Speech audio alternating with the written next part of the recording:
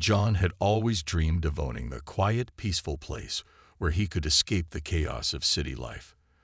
For years, he worked long hours, saved every penny, and patiently waited for the perfect opportunity to make his dream come true. Finally, that moment arrived when he stumbled upon an ad for a cozy cabin by a shimmering lake surrounded by tall trees. The pictures showed breathtaking views, with sunlight dancing on the water and deer wandering through the woods. It felt like something out of a storybook. Excited but cautious, John didn't rush into anything. He visited the property multiple times before making up his mind. Each trip only deepened his love for the place. The air smelled fresh, the sounds of birds chirping filled the silence, and the gentle lapping of the lake against the shore was soothing. This wasn't just land, it was a sanctuary. After weeks of negotiations with the real estate agent, John signed the papers and officially became the owner. He held the deed in his hands, feeling a mix of pride and relief. Everything seemed perfect. The cabin itself was modest but charming, with wooden walls and a small porch overlooking the lake.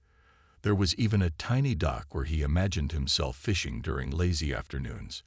John spent the next few weeks fixing it up, painting the walls, cleaning the windows, and stocking the pantry. Every detail made him feel more connected to this new chapter of his life. He couldn't wait to invite friends over for barbecues or spend weekends exploring the woods.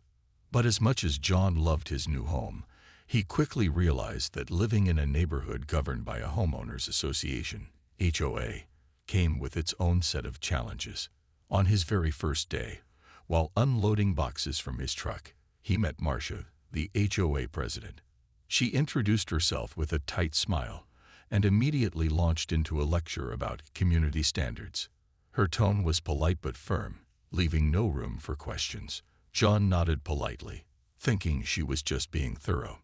Marcia, however, wasn't your average neighbor. She carried herself like someone who ruled the area, not just managed it. Dressed in neatly pressed clothes and always carrying a clipboard, she patrolled the streets daily, inspecting everyone's yards and driveways. Some neighbors joked that she treated the HOA like her personal kingdom. At first, John shrugged it off. He figured she was just doing her job, albeit a little too enthusiastically. What John didn't know yet was that Marcia had already taken notice of him, and not in a good way. To her, John was an outsider, someone who didn't fit into her vision of how things should be. His truck parked near the driveway, too close to the shared road. His plans to hunt on his property, unacceptable, and his decision to clear some brush along the lakefront, absolutely forbidden, according to her. For now, though, John remained blissfully unaware of the storm brewing on the horizon. He was too busy settling in, imagining all the memories he'd create in this beautiful spot. Little did he know, his dream home would soon become the center of a battle that would test his patience, his rights, and his belief in fairness. At first, the signs of trouble were small, easy to brush off as minor annoyances. It started with a piece of paper taped to John's front door one morning. The note was typed in bold letters. Reminder: parking must not obstruct shared driveways. Violators will face fines. John stared at it, confused. His truck had been parked well within the boundaries of his property, nowhere near the shared driveway. He crumpled the note and tossed it into the trash, assuming it was a simple misunderstanding. But then came more notes. One complained about noise during his weekend barbecue, even though he'd kept the music low and asked his friends to keep their voices down. Another warned him about leaving tools outside overnight, claiming it was an eyesore that disrupted the neighborhood's aesthetic. Each time, John tried to reason with Marcia, explaining that he wasn't breaking any rules. She responded with vague references to HOA guidelines, her tone icy and dismissive. Things took a sharper turn when John decided to tidy up the area around his cabin. Overgrown bushes and fallen branches cluttered the edge of the lakefront, making it hard to enjoy the view. On a sunny Saturday morning, he grabbed his gloves and pruning shears and got to work. As he chopped away at a stubborn branch, he noticed Marcia standing nearby, arms crossed, watching him like a hawk. "This is common property," she announced loudly, pointing toward the shoreline behind his house. "You can't touch anything here without permission from the HOA." John stopped mid-cut, surprised. "What do you mean?" "This is my land," he replied calmly, wiping sweat from his forehead. He went inside to retrieve his deed and showed it to her. The document clearly outlined the boundaries of his property, including the stretch of land along the lake. But instead of backing down, Marcia grew more insistent. "Those papers are wrong," she said sharply. "Everyone knows this lake belongs to the community." Her words caught John off guard.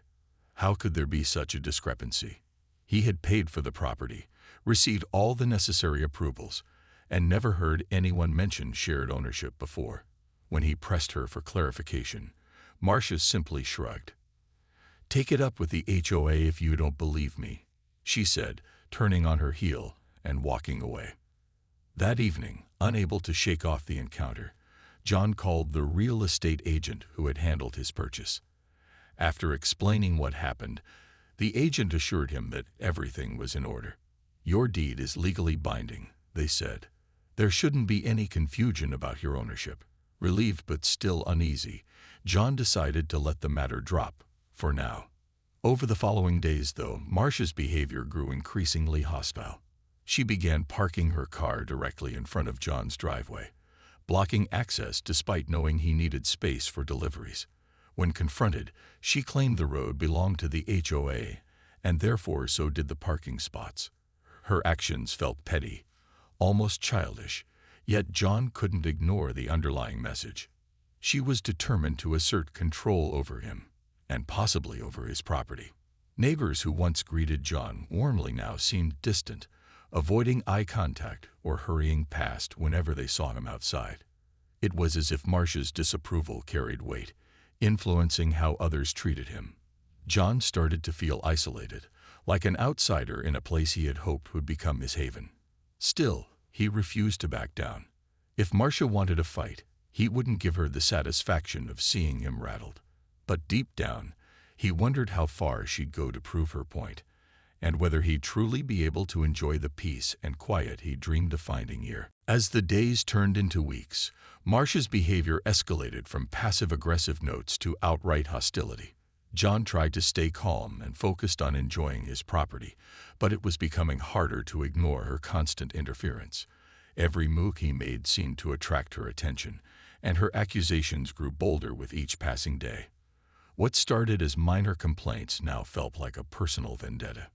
One crisp autumn morning, John decided to take advantage of the hunting season. He had always enjoyed spending time outdoors, and this was one of the reasons he'd chosen a cabin surrounded by woods.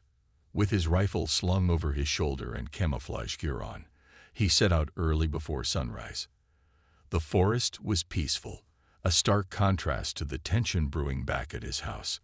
As sunlight filtered through the trees, casting golden patterns on the ground, John felt a sense of calm wash over him. But that peace didn't last long.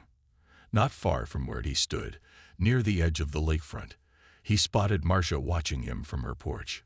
She leaned against the railing, arms crossed, her expression unreadable. At first, John thought nothing of it. Maybe she was just curious or checking on something in her yard.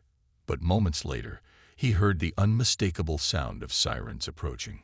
Confused, John turned toward the noise and saw flashing blue and red lights reflecting off the trees. A police car pulled up along the dirt road leading to his property. Two officers stepped out, their faces stern as they approached him. "Sir, we received a call about a man carrying a weapon on private property," one of them said firmly. John's stomach sank. He quickly explained that he was on his own land, showing them his hunting license and pointing out the boundaries of his property. "This is my land," he insisted, pulling out his deed for proof. "I'm not trespassing." The officers glanced at the document but seemed unimpressed. Marcia appeared beside them now, her voice sharp and accusing. "He's lying," she declared. "That area belongs to the HOA. He doesn't have permission to be there." Her confidence was staggering, even though she had no evidence to support her claims. Despite John's attempts to clarify the situation, the officers took Marcia's side. They searched his backpack, questioned him further, and lectured him about local laws regarding firearms. Though they eventually let him go without issuing a citation, the encounter left him humiliated and furious. Standing there under scrutiny, knowing he hadn't done anything wrong, made him feel powerless. When the officers finally drove away, John confronted Marcia directly. "Why did you do that?" he demanded, his voice trembling with anger. "You know I wasn't doing anything illegal." Marcia smirked, clearly pleased with herself. "This is a community, John," she replied coolly. "We have rules here. If you can't follow them, maybe you should reconsider living here." Her words stung, but what bothered John most was the realization that Marcia wouldn't stop until she got her way. This wasn't just about enforcing HOA guidelines. It was personal. She wanted to intimidate him, to make him feel unwelcome, and to assert dominance over his life. Frustrated and defeated, John returned to his cabin empty-handed. The morning's events replayed in his mind: the flashing lights, the questioning, Marcia's smug expression. It was clear that she wasn't going to back down anytime soon. For the first time since moving in, John began to doubt whether he could ever truly enjoy his dream home. The serene lake and quiet woods suddenly felt tainted by her presence. That night, as he sat alone in his cabin, John realized something had to change. He couldn't keep letting Marcia dictate how he lived his life or control what he did on his own property. Something inside him shifted. He wasn't going to roll over and give her the satisfaction of winning. If Marcia wanted a fight, John was ready to take a stand. But he knew he couldn't do it alone.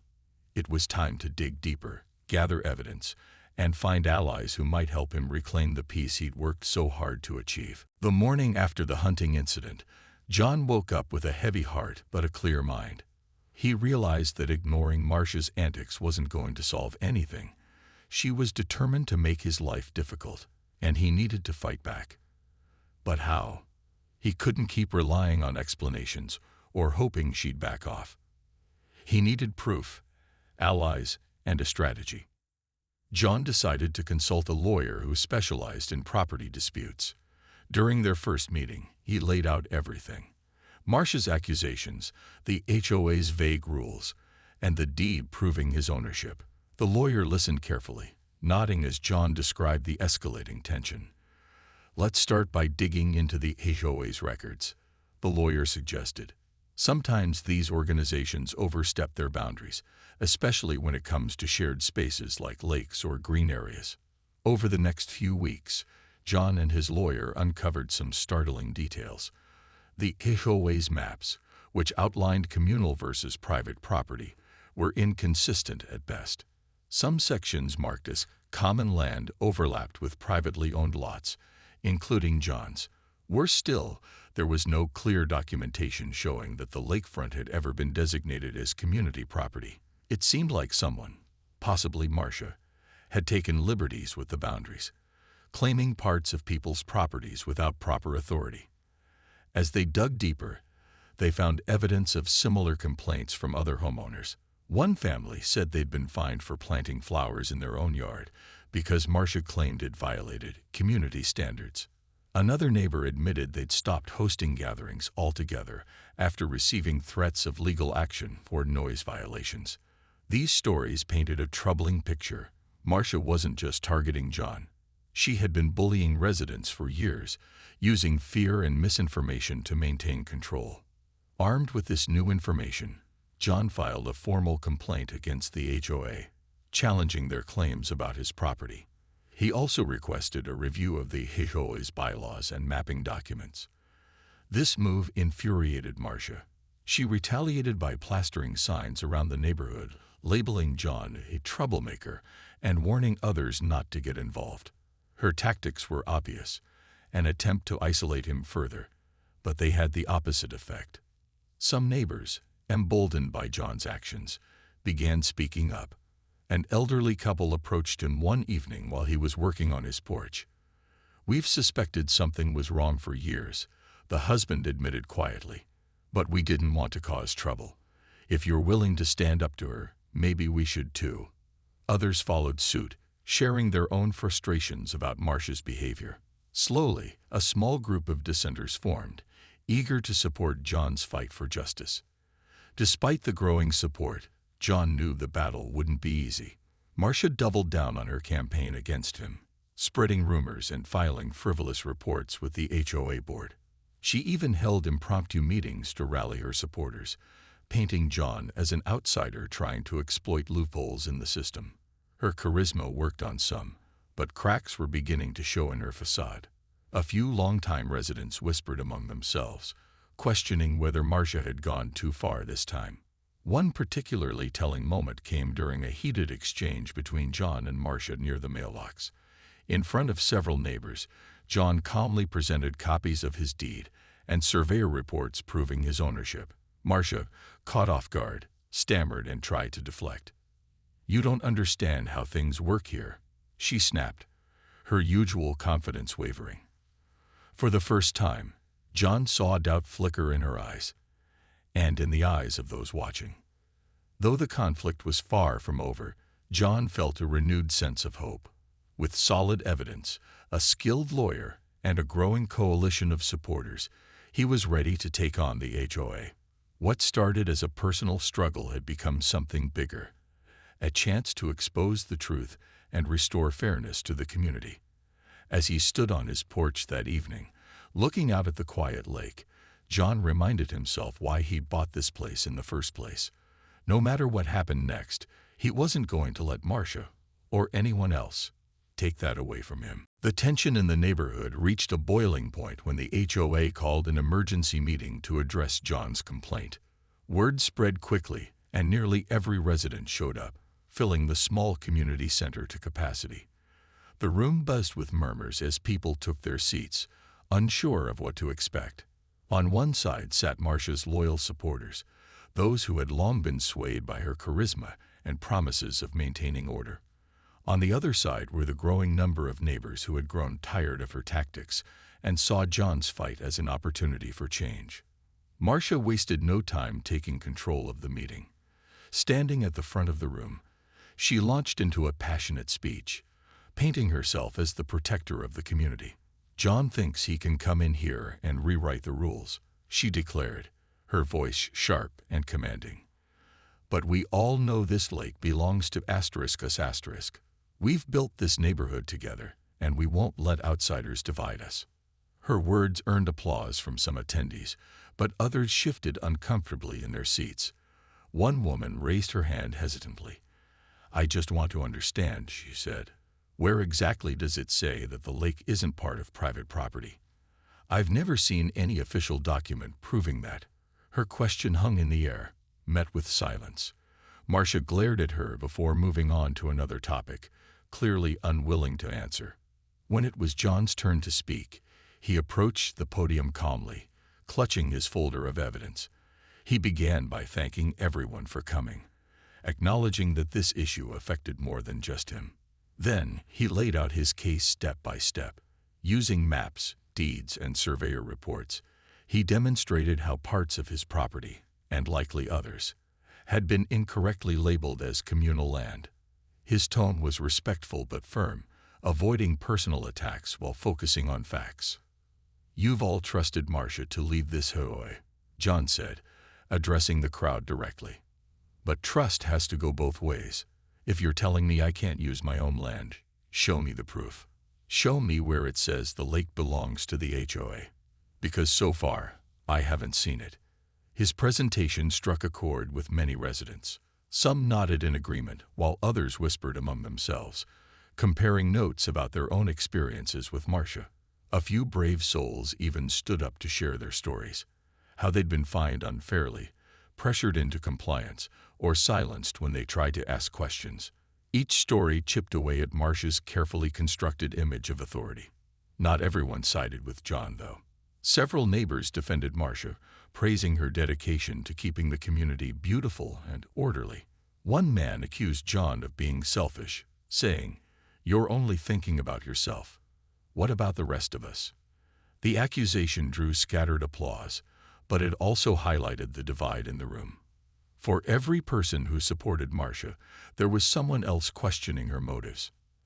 As the meeting dragged on, tempers flared.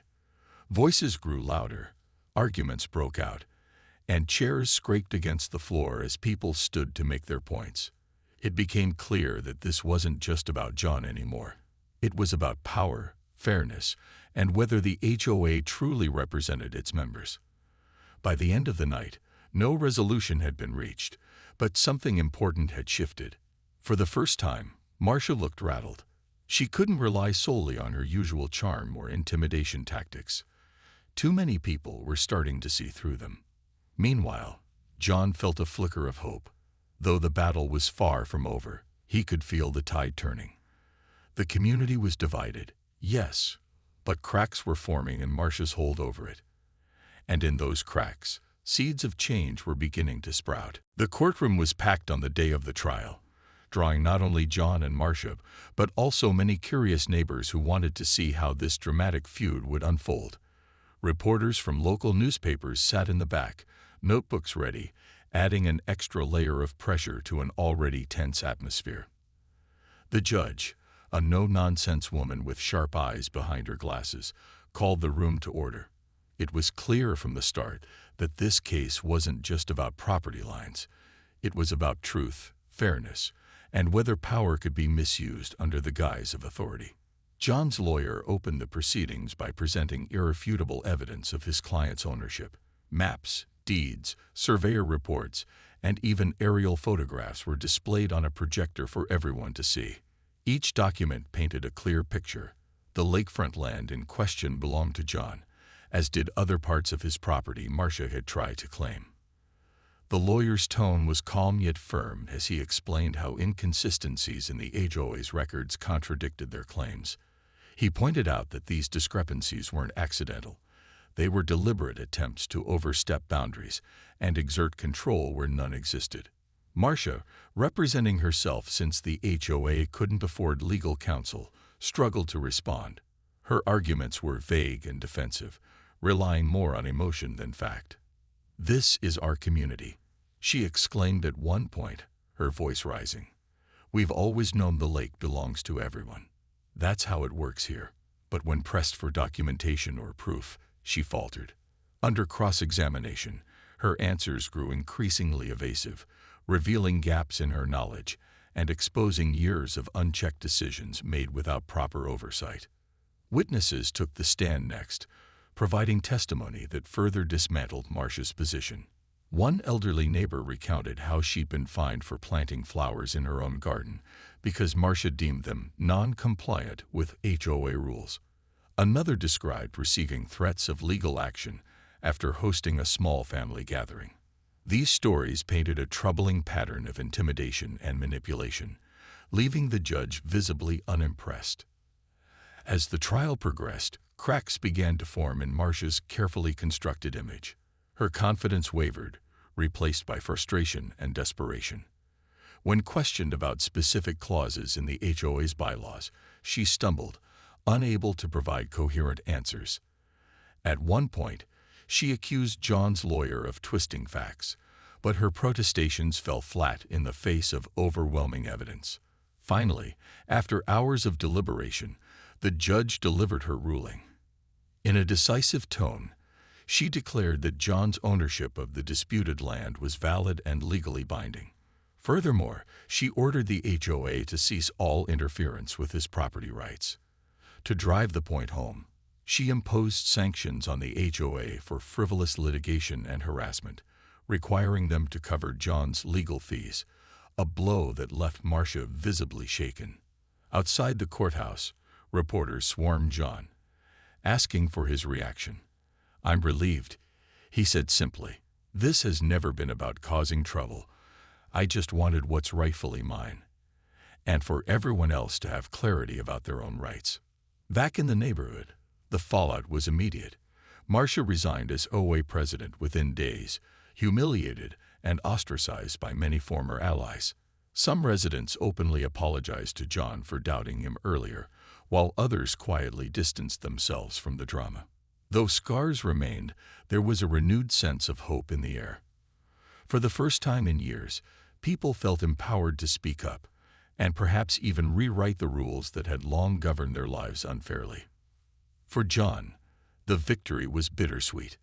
The fight had taken its toll, but it had also taught him something valuable.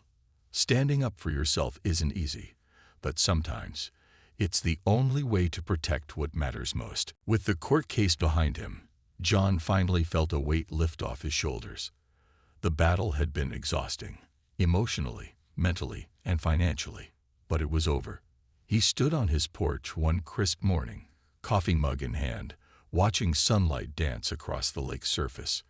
For the first time since moving in, he truly felt at peace.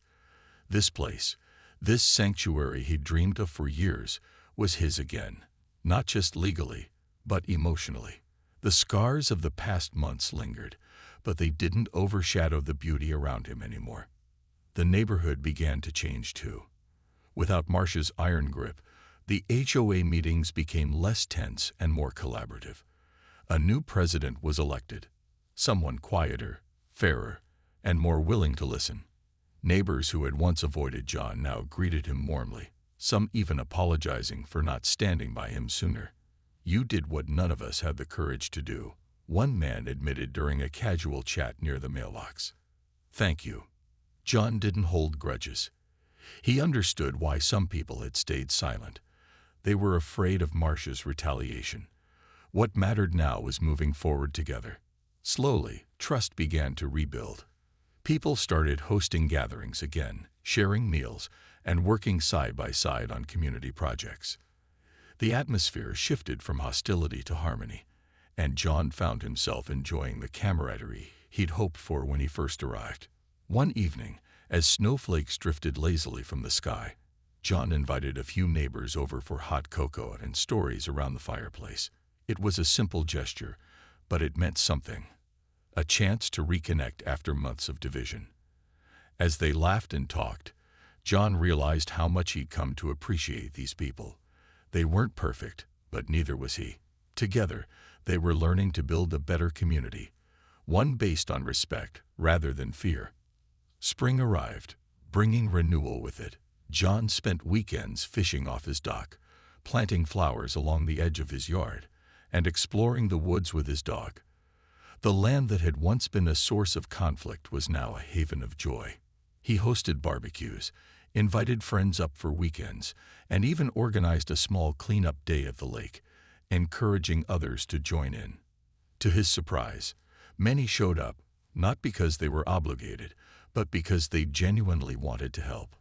Though the ordeal had tested him, John refused to let bitterness take root. Instead, he focused on rebuilding, not just relationships, but also his own sense of purpose. He realized that this experience had taught him resilience, patience, and the importance of standing up for what's right. And while he never sought to be anyone's hero, he couldn't deny the impact his fight had made. Several neighbors confided in him privately, admitting they'd reclaimed parts of their own properties after seeing his success.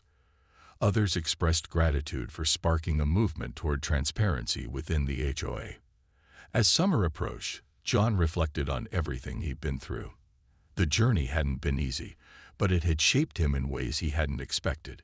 He learned that sometimes fighting for your rights isn't just about winning.